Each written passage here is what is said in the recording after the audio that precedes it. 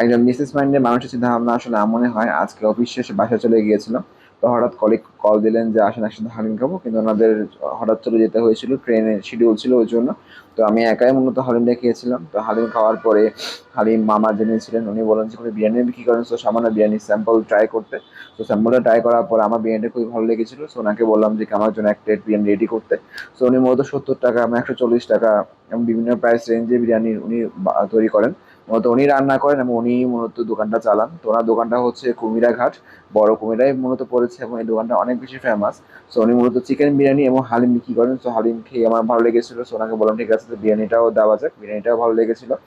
So ওনার দোকানটা একটু বড় ছিল, কিন্তু এখন একটু ছোট পরিসরে উনি দোকানটা চালাচ্ছেন, এবং উনি একাই চালান এবং একাই সবকিছু মেনটেন করেন, এবং যথেষ্ট হাইজেনও দিকে অনেক খেয়াল রেখেছেন। সো আমার বিরিয়ানিগুলো খেয়ে পার্সোনালি অনেক ভালো লেগেছে।